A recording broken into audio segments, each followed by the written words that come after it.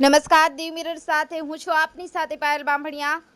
વાત કરીએ સમાચારની તો સુરતમાં અલ્પેશ કથિરિયા અને ધાર્મિક માલવિયા સહિતની ટીમે ભાજપનો ખેસ પહેર્યો। સીઆર પાટીલના હસ્તે કેસરીયો ખેસ પહેર્યો।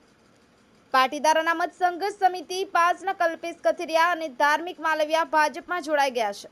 આંદોલન બાદ તેમણે આમ આદમી પાર્ટી જોઈન કરી હતી। જોકે બંને ઉમેદવાર તરીકે વિધાનસભાની ચૂંટણી પર લડ્યા હતા, પરંતુ એકાએક જ તેમણે ગત 18 એપ્રિલના રોજ રાજીનામું આપી દીધું હતું।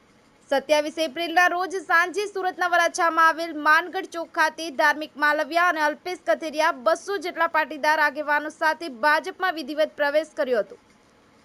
વિજય મકવાણા, દીવ મિરર ન્યૂઝ, સુરત।